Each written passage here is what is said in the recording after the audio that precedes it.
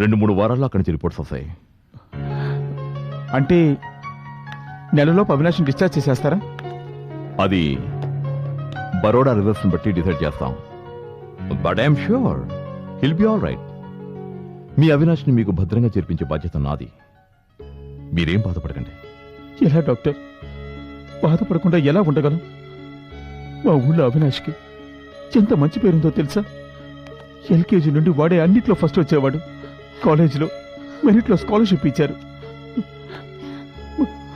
మాకు పిల్లలు లేరు. వాడిని మా బిడ్డగా చూసుకుంటున్నాం. వాడి భవిష్యత్తుని ఇలా అన్యాయంగా నాశనం చేశారే. అవినాష్ లాంటి వాడు మొత్తం ముందుకు బానిసయ్యాడంటే నేను ఇప్పటికీ నమ్మలేకపోతున్నాను. ఇందులో అవినాష్ది తప్పేమీ ఉండకపోవచ్చు.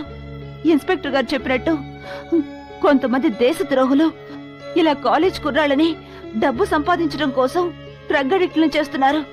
లేకపోతే అవినాష్ లాంటి వాళ్ళకి ఇలాంటి డ్రగ్స్ ఎలా దొరుకుతాయి డాక్టర్? డాక్టర్, అవినాష్ని త్వరగా డిశ్చార్జ్ చేయండి. అతని ద్వారానే అతన్ని ఈ స్థితికి తెచ్చింది ఎవరో తెలుసుకోవాలి. వాళ్ళని పట్టుకొని శిక్షిస్తే గాని నాకు నిద్ర పట్టదు. అలాంటి వాళ్ళని వదలకూడదు. ఎంతమంది జీవితాల్ని నాశనం చేస్తున్నారు.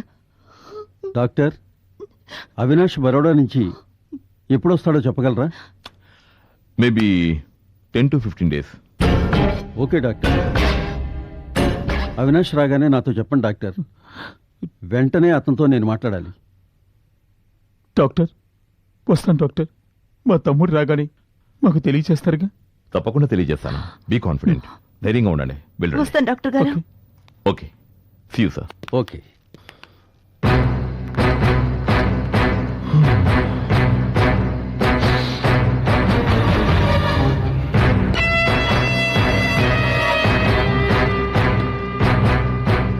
సార్, ఆ వెధవని ఎలాగైనా వెతికి పట్టుకోవాలి. లేకపోతే పెద్ద గొడవ అయ్యేటట్టుగా ఉంది. బయట నుంచి అంతా విన్నాను సార్. విన్నావుగా? ఈ విషయం ఇప్పుడు పోలీసుల దాకా వెళ్ళింది. మన గురించి వాడు పోలీసులకు చెప్పాడంటే అందరూ ఇరుక్కుంటాం. వాళ్ళకి వాడు దొరకముందు మనం పట్టుకోవాలి. వాడిని ఒక్కసారి వీళ్ళకి చూపించి ఇంకో సంవత్సరం ట్రీట్మెంట్ ఉందని చెప్పి సమయం చూసి వాడిని లేపేయకపోతే మనం తప్పించుకోలేం. ఏమంటావు? Correct sir. సరే, నువ్వు వీళ్ళ పని మీద ఉండు. ఓకే? Okay sir. వీడు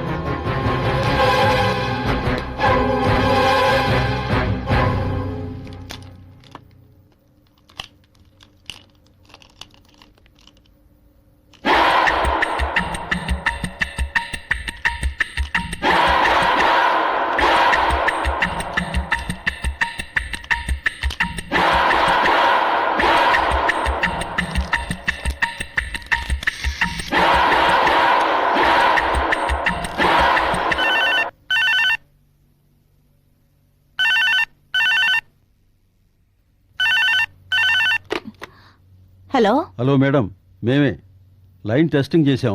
ఓకే కదా madam? Okay okay.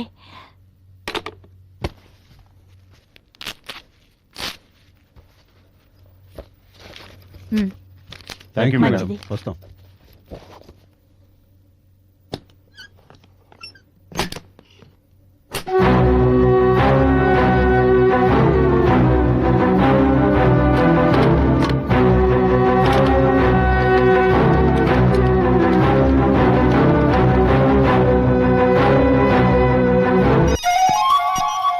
Hello Sudha, నిన్న ఎంత భయపడ్డానో తెలుసా? నీ ఫోన్ వర్క్ చేయలేదు. మీ ఇంటికి వస్తే మీ ఆయన ఉన్నాడు. నాకెంత టెన్షనో తెలుసా? వాడేమో ఫోన్ చేసి బెదిరిస్తున్నాడు. ఎవరు? ఇంకెవరు? అవినాష్. అవినాష్ ఫోన్ చేసి బెదిరిస్తున్నాడా? అవును, నిన్న వాడి ఇక్కడి నుంచి తప్పించుకున్నాడు. వాట్? అవినాష్ తప్పించుకున్నాడా? My God. జమునకి మన విషయం చెప్పేస్తే? అవినాష్ వాళ్ళ దగ్గరికి వెళ్ళలేదు. జమున వాళ్ళ ఆయన ఇప్పుడే ఇక్కడికి వచ్చి వెళ్ళారు. అయితే వాడెక్కడికి వెళ్ళాడు? వాడు మన మీద పగబట్టాడు. మనం ఏమైనా చేయాలని దాక్కునున్నాడు.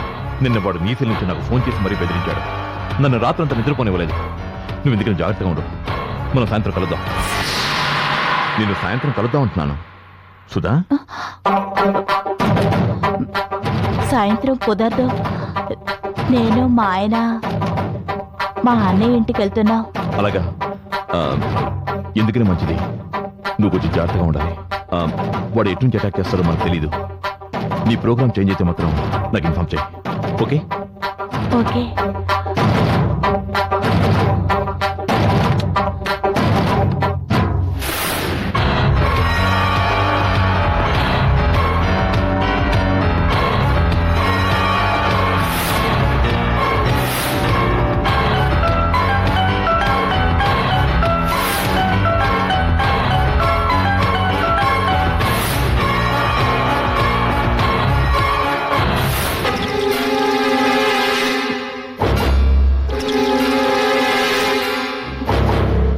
అవును, నేనే వెళ్ళి గొళ్ళం తీశాను. ఆ తర్వాత ఆయన ఇంట్లోకి వచ్చారు. అంటే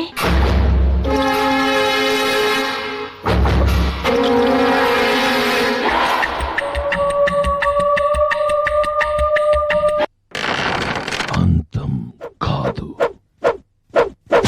ఆరంభం.